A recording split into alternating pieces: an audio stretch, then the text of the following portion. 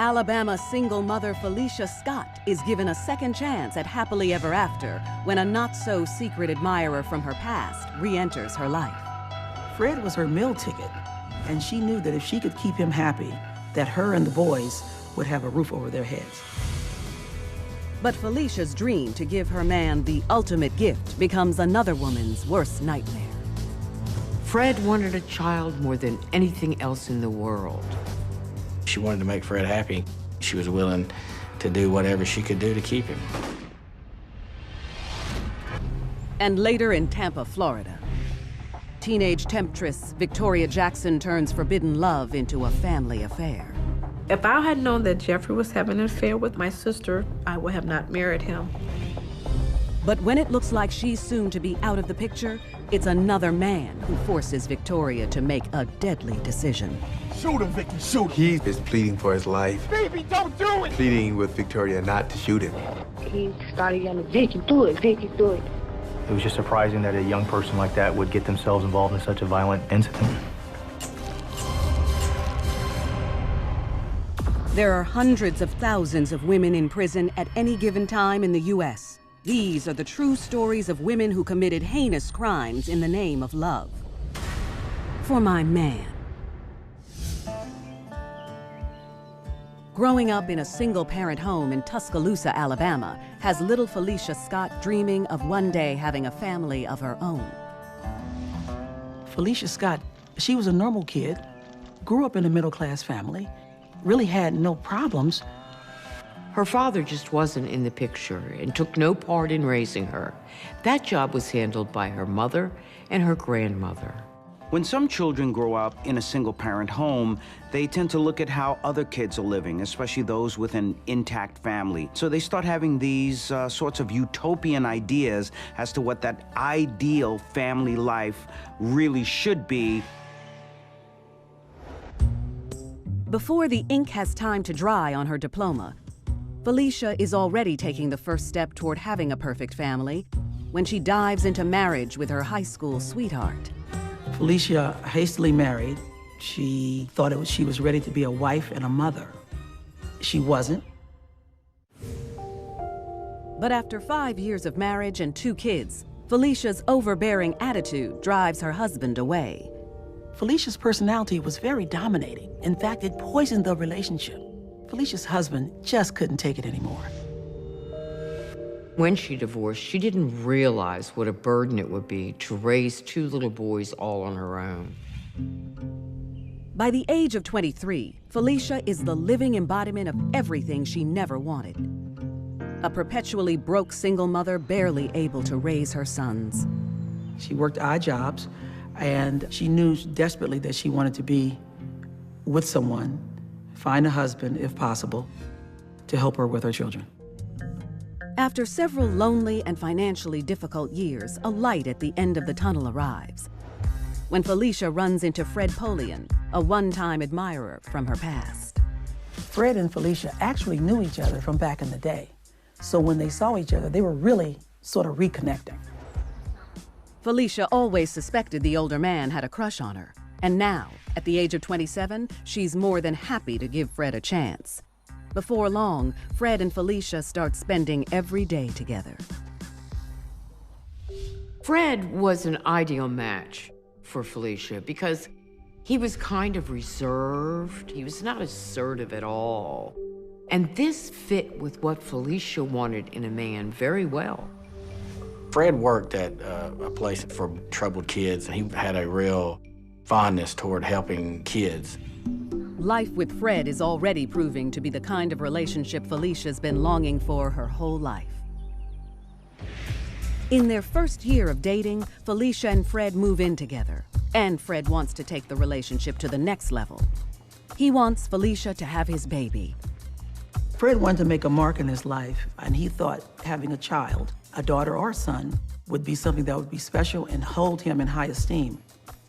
The pressure is on for Felicia to get pregnant. You know, in her mind, I think she felt like she needed to be able to have a child in order to keep Fred, because it was such a priority in his life. The two waste little time trying. Fred couldn't keep his hands off of her. He was all over her every day. Nearly every day, Fred asked Felicia, "Are you pregnant yet?" She felt the pressure because every time he asked that question, what she heard was, "You're about to be on your own again." A month later, Felicia approaches Fred and tells him what he's been dying to hear. You're gonna be a father. Felicia told Fred that she was pregnant. This was the news he had been waiting for. He was so happy. He couldn't have asked for anything else. But Fred will soon learn that there's nothing delicate about Felicia. And the only thing she's carrying is a deep, dark secret. She was so determined to keep her man that she would do anything to uphold or keep this crazy and sick fantasy. The desperate person does this, a person who feels like they have no other options.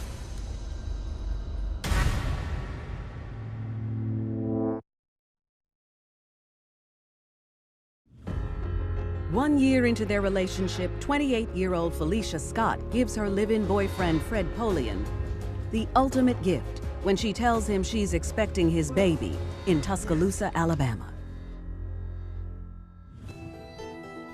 Felicia knew that part of the bargain for getting Fred to take care of her was that she had to give him a baby. When Fred heard the news about her pregnancy, he was speechless. He was so excited. But Fred's excitement will be short-lived if he ever finds out Felicia's secret. Felicia had had a hysterectomy earlier in her life, so she knew from that point forward, she could not have a child. But Felicia needs to find a way to keep her pregnancy lie going. Come in. And when an opportunity presents itself in the form of her boy's babysitter, 17-year-old Carithia Curry, she jumps on it. Carithia was babysitting Felicia's two boys. Can I tell you something? Yeah. And Carithia confided in Felicia. I'm pregnant. About her pregnancy. Oh my gosh, congratulations. Carithia was a sweet young girl. She was 17 years old. She was somewhat naive. Let me look at you. She lived in the same neighborhood as Felicia.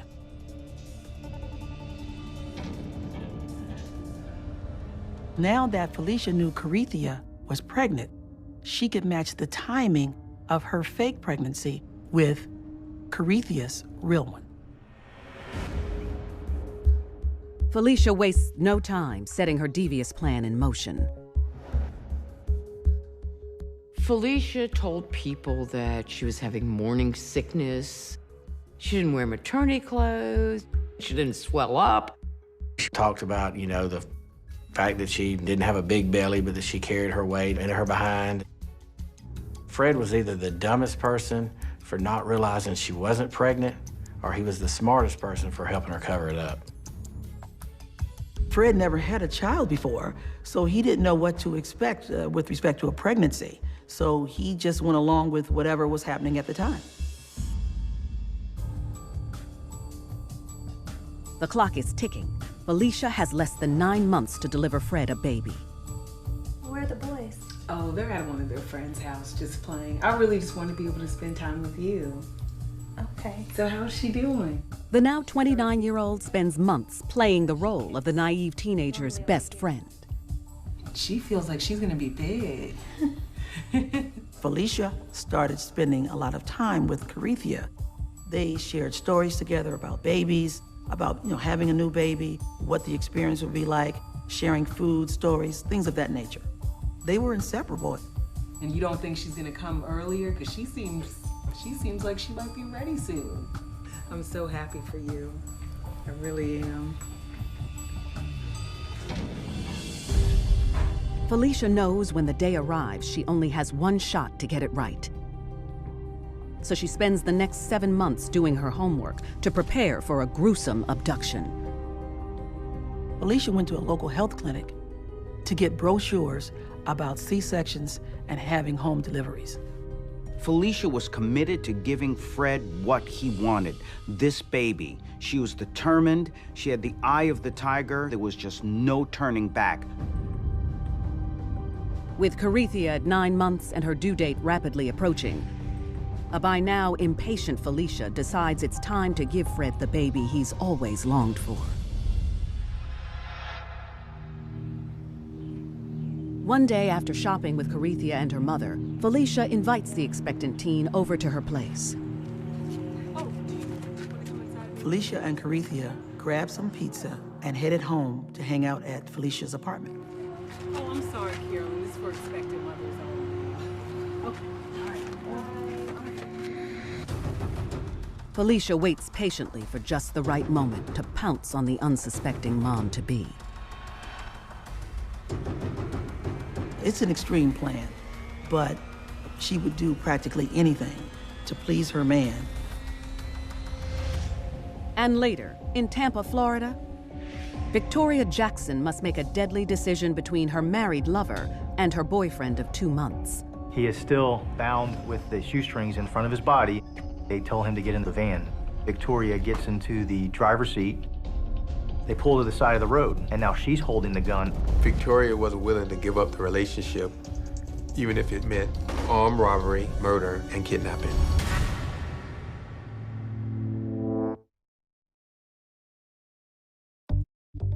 In Tuscaloosa, Alabama, after almost 9 months of waiting, 17-year-old Carithia Curry is all that stands in the way of 29-year-old Felicia Scott's dream of giving her man the one thing he wants most, a baby.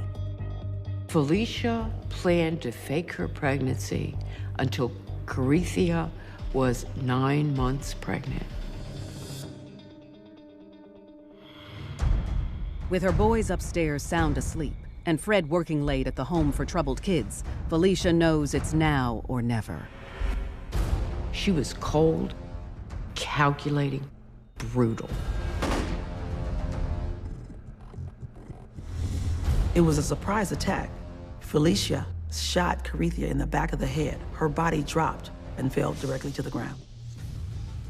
Carithia's down, so Felicia turns her attention to delivering the baby. Felicia's so determined in what she's doing that she's throwing caution to the wind. She's on autopilot. She's a robot. She's separating her emotions and her feelings from actually what she is doing, this heinous crime. Felicia can't make a mistake or she will never be able to please Fred, and this is all for him.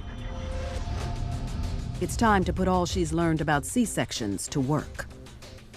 Felicia grabbed a razor blade and she cut Carithia from her neck down to her groin. She had only 7 minutes or so before that baby could go critical because of lack of oxygen. So she was moving as quickly as she could. Then suddenly, things went wrong. While Felicia was cutting Carithia's abdomen open, she realized that Carithia was still alive. Felicia had to do something, and what she did was horrific. She shot Carithia again in the head. As Carithia bled out, Felicia continued the home C-section. With the newborn finally in her arms, Felicia basks in the glow of success of her sinister scheme. The baby survived the delivery. She was a healthy baby girl, breathing on her own without any complications. Fred's due home from work at any minute, so Felicia rushes to clean the bloody scene and get rid of the body. Felicia was on her hands and knees, cleaning up all the blood, scrubbing the floors, and throwing everything in the trash. Carithia's body was placed inside a green garbage can. The top was put on it, and it was sealed up with duct tape. Felicia drags the garbage can out of the house and puts it in the trunk of her car, only moments before Fred comes home.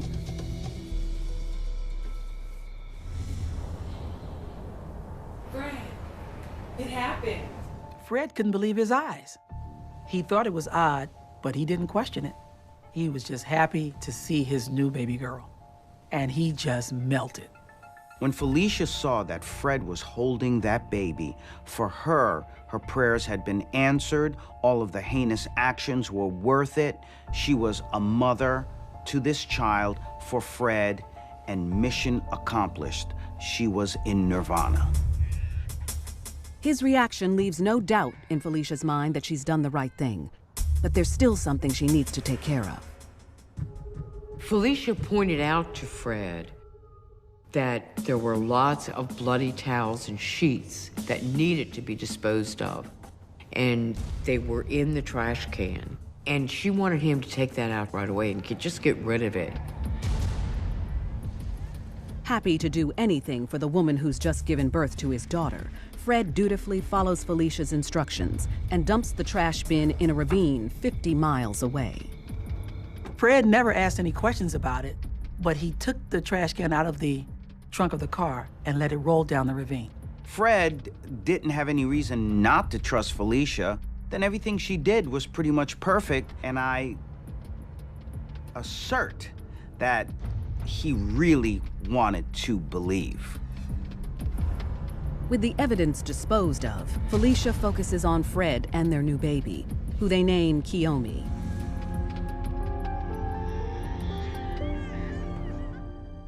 But in less than 48 hours, her perfect family will start to fall apart. Carithia's mother called the police and was reporting her child was missing and had every reason to believe that Felicia Scott had something to do with it. She tells them how the three went shopping, and then Felicia and Carithia split off for dinner at Felicia's. The only information she could give police was that the last person she saw her daughter with was Felicia. 2 days later, with Fred at work, the police pay Felicia a visit. Felicia Scott? Yes. Where would the police She answers the door, cradling a newborn. Mm-hmm. She's mine. It was a miraculous home delivery. Oh, wow, okay. Okay, so have you been to the hospital? She told us that she had a at-home birth at her sister's, which would have been in Birmingham. She's only a few days old. At this point, she produced paperwork that showed she had been, in fact, to Cooper Green Hospital. Are you familiar with the Carithia? Felicia doesn't miss a beat when asked about Carithia Curry's whereabouts. You know Carithia? I know Carithia, but she and her mother fought a lot. Carithia probably ran off again. Felicia said it was very possible that Carithia had just run away because of her unhappy home life. Thank you. On the way back to the station, Detective Hearing calls around to check out her story. They decided to call the Tuscaloosa Health Department. Once they got in touch with the health department, they realized that Felicia had actually had a hysterectomy. At that point, it became real. We realized that we needed to locate Felicia immediately because obviously this wasn't her baby. Within 24 hours, detectives trace Felicia to her father's home in Norcross, Georgia. Went inside the residence where I saw Felicia Scott laying on the couch with the baby on her chest. Got the baby. Why are you taking my baby? I didn't do anything. Down on the ground. Felicia stated to me that Carithia had given her that baby, that it was Carithia's baby, but that Carithia didn't want it, wanted her to have it, and that she gave her that baby and that she left that night just walking away. Felicia felt that everything that she had done was worth it. She was okay with it. In her mind, because of love, that trumped her crime. Investigators have no way of connecting Felicia to Carithia's murder without a body, so she's released on bail. But 2 months later, Carithia's body is discovered at the bottom of a ravine near Felicia's sister's house. That same day, Felicia is arrested and charged for Carithia's murder. Felicia Scott never admitted to killing Carithia Curry and never admitted to kidnapping the child. Fred insists he had no knowledge of what was in the trash can. But when he admits to dumping it, he's arrested for kidnapping a minor and is sentenced to 20 years in prison. 2 years later, a jury convicts Felicia of first-degree murder. She's sentenced to life with no possibility of parole. In her own twisted mind, with her own narcissistic needs, Felicia thought that she deserved to have that baby, anything in order to find pure happiness with Fred. In the end, Felicia loses her man and the baby she desperately wanted to give him. I believe Felicia faked her pregnancy to keep Fred, plain and simple. I think that she knew that Fred wanted a child. I think she was in fear that if he knew she couldn't have a child, that he would go find someone that could. The fact that someone would go through something like this for a man is absolutely ridiculous. How does Felicia live with it afterwards? It's very simple. Felicia is incapable of caring about anyone but Felicia.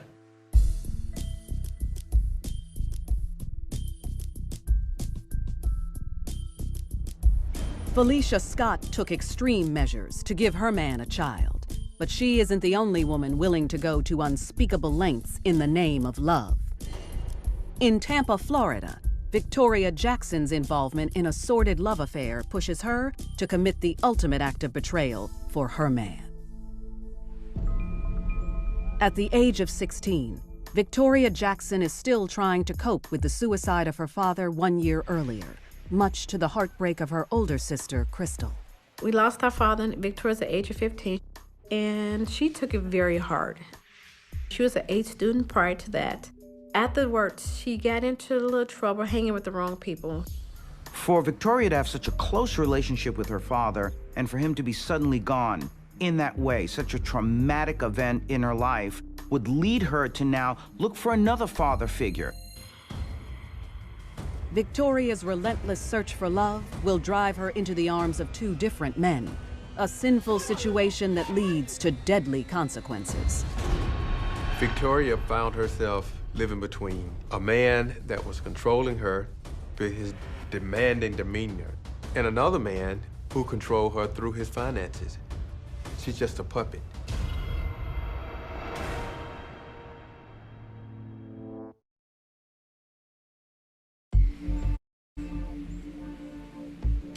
In Tampa, Florida, 16-year-old Victoria Jackson comes out of a severe depression thanks to the new man in her life, 32-year-old Jeffrey Dampier. By all accounts, Jeffrey was a pretty nice guy. But you're talking about a 32-year-old being involved with a 16-year-old that was Victoria's age at the time. So you're talking about a relationship that was wholly inappropriate and, as well, illegal. Jeffrey Dampier was very sweet. He had this glow that would just make you just smile and laugh. And he had a very kind heart. He bought Victoria lavish gifts. He bought Victoria a car. He paid for her schooling. He was very generous with his funds. But not only is Jeffrey robbing the cradle, he's also engaged to another woman, Victoria's older sister, Crystal. I met Jeffrey Dampier at Arkham Skating Rink in Chicago, Illinois. So he came up to the side of the rail of the skating rink and he said, "Wow, will you marry me?" I said, "This man must be crazy." Jeffrey is a man with $1 million smile and an even bigger bank account. Jeffrey and his ex-wife won the Illinois lottery, and they won $20 million, in which they split it in half and got 10 and 10 apiece. A jackpot which is being used not only to romance Crystal, but also her little sister.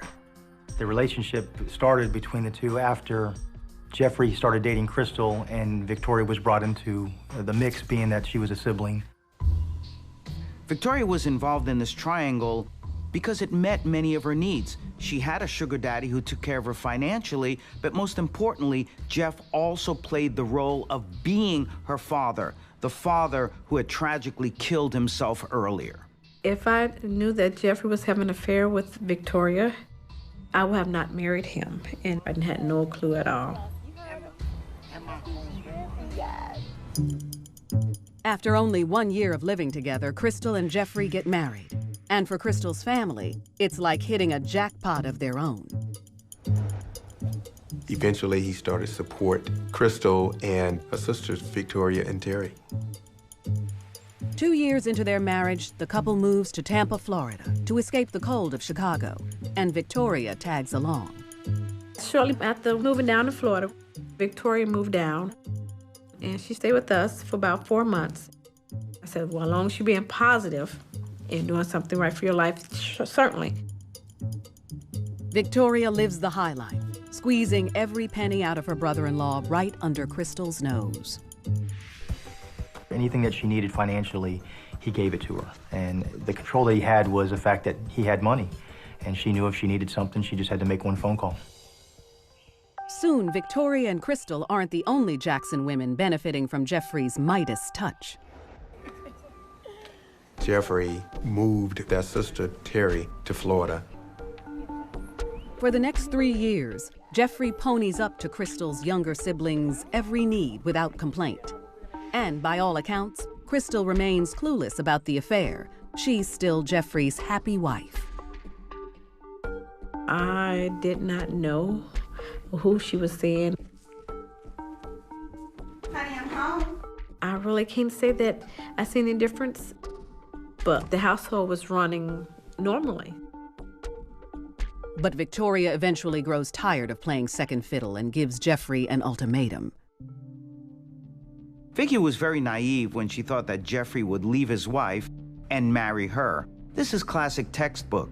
Quite often, husbands rarely leave their wives for the mistresses. After all, a lot of them think, why buy the cow when you can get the milk for free?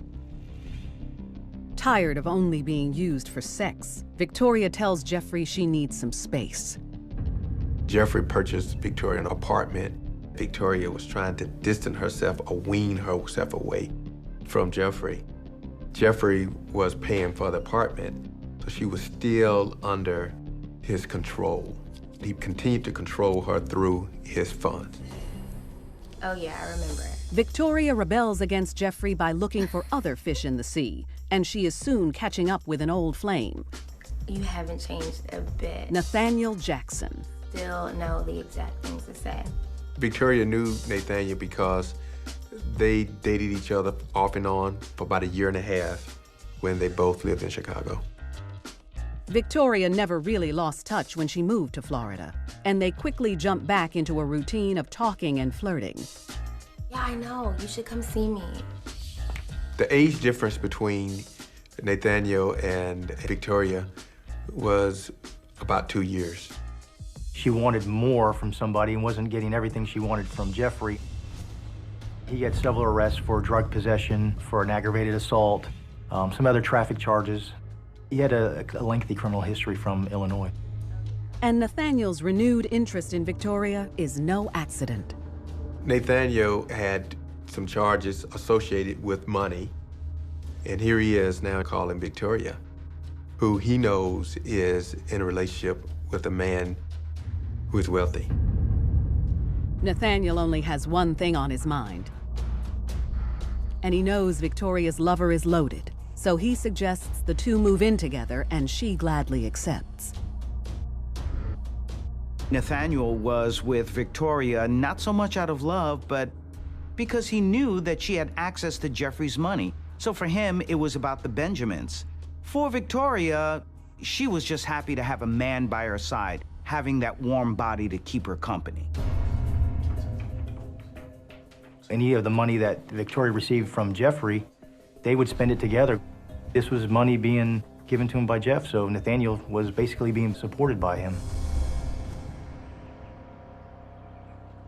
It doesn't take long before Jeffrey finds out about him. Blinded by jealousy, he threatens to cut Victoria off. Jeffrey then goes to his wife with his intention and a made-up reason to go with it. We had a conversation regarding giving, and it was more or less he was getting frustrated because everybody was asking, and he felt like the money bag at that time. I told him, don't give to my sisters. Don't give it to Victoria or Terry if they ask, unless it's life or death. The sisters are less than pleased with the new arrangement, and they're not the only ones. They were upset, but when Nathaniel found out about it, he was furious. If Jeffrey cut off Victoria, they cut him off. That was not gonna fly. Now Victoria has to make a choice to stand by her man, but which one will it be? She's about to be forced into a deadly show of loyalty that will cost one of her men his life. He is pleading for his life, pleading with Victoria not to shoot him, not to shoot him.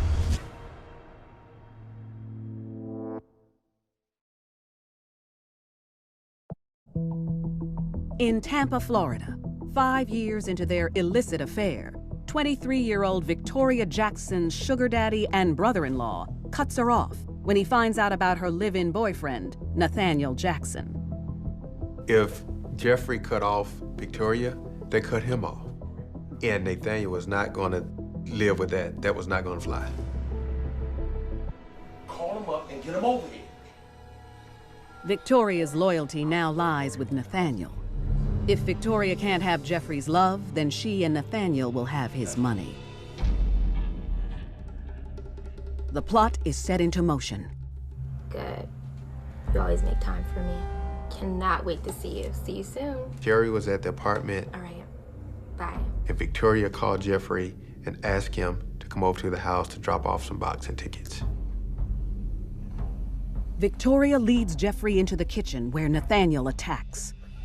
Yo, wait, what? Where's the money, huh? Hearing the commotion, Victoria's sister, Terry, comes out to see what's going on. They started demanding money, searching his pockets. It's a pretty scary situation.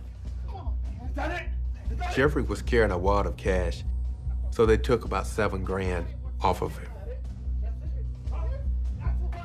Victoria looks on as Nathaniel threatens Jeffrey. I need you to find me more money or I'm gonna shoot you. Victoria is caught between her lover and her boyfriend. Victoria disassociated herself from the moment.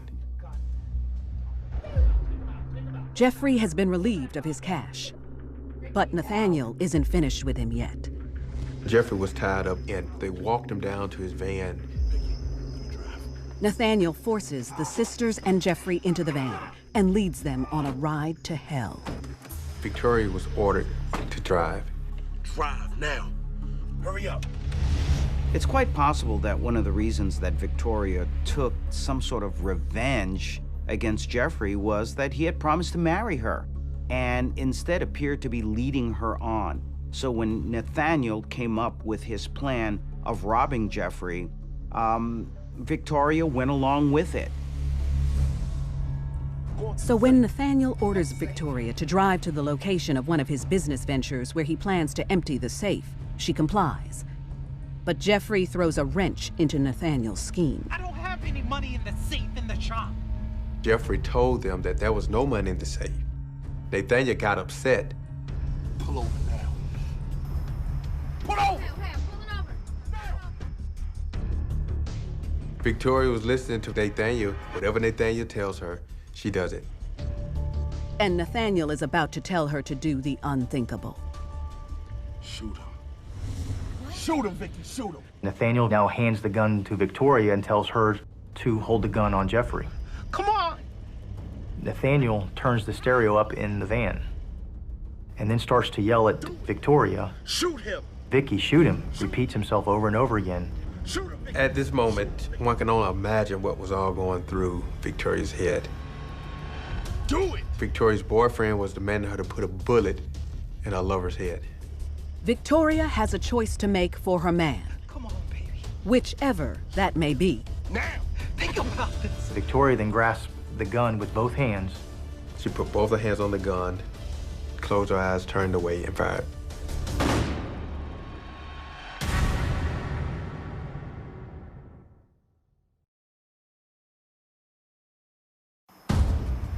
It's a hot summer night in Tampa, Florida, and Victoria Jackson has just been ordered by one man she loves Shoot him. to take the life of another. Come on, baby. This whole incident was supposed to simply be a robbery. At Nathaniel's command, Victoria closes her eyes and makes a deadly choice.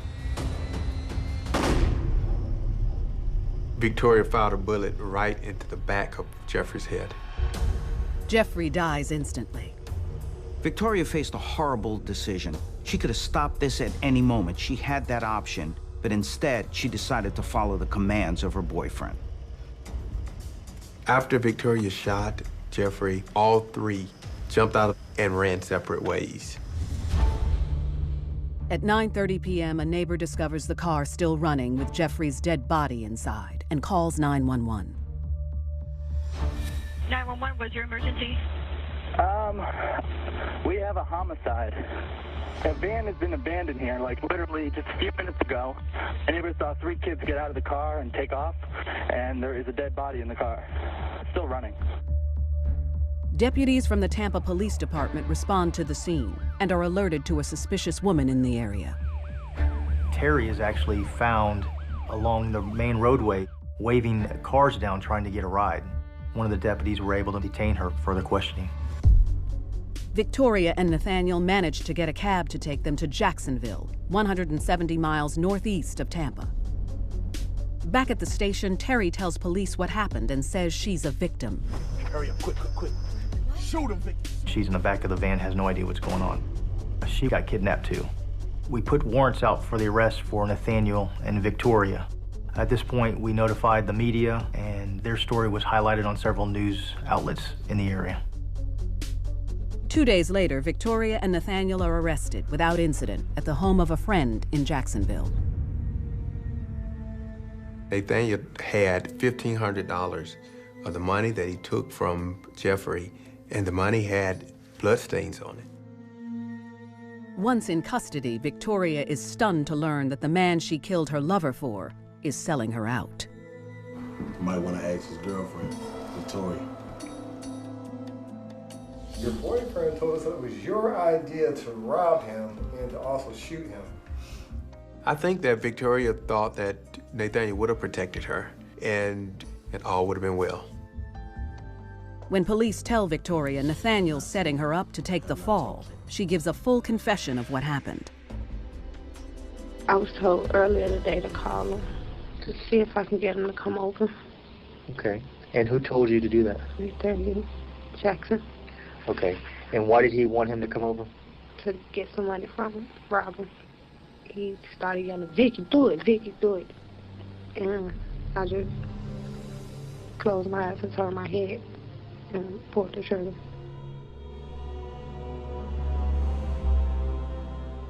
When police allow Victoria to confront Nathaniel, he breaks down and confesses to everything.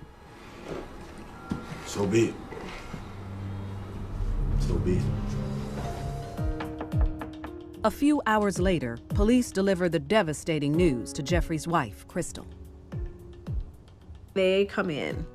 They told me that he was shot and killed. I'm sorry. No. At the time, I lost it. And the kids heard me, and then they came out, so the house got up in a roar.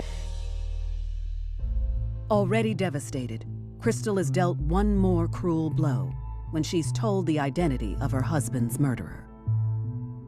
My first thoughts when I found out Victoria was involved, I was taken back. I was really confused. How could you kill someone who you were benefiting from? So I don't understand. How could you? So, no. Crystal's suffering increases when she finds out about the affair. I was really shocked. They started naming items, a ring, places where they supposed to went to. I just lost it because I didn't see it. He filled a void in her life, and that need superseded the loyalty that she should have had to her sister. Police charge Victoria and Nathaniel with the murder and kidnapping of Jeffrey Dampier, and a jury shows no mercy. Victoria was given 3 life sentences for kidnapping, armed robbery, murder, and Nathaniel was convicted of the same. Jeffrey really took the best years of her life, the early years, the formative years of her life. So when Nathaniel came along and offered a chance of revenge against Jeff, well, Victoria jumped at it because finally she could tell him and act out her anger with Jeff. Crystal's sister Terry has never been charged with the crime. Destined to die behind bars, Victoria's days are a constant reminder of her brutal betrayal of one love for another. I I don't know if she's truly forgiven herself for what she's done, but I do know that she's facing that every day in a decision and a choice that she made. So for Victoria, there was a lot of emotion, a lot of conflict, perhaps some guilt, some anger. All of those things are all boiled into one. And in this case, it led to the death of Jeffrey. I still talk to my sister because I don't want to have a cold heart. I don't want to be holding on to that grudge. So I let go. And I still have pictures of my late husband, and I still think of him. But I believe that I will get my chance to see him again.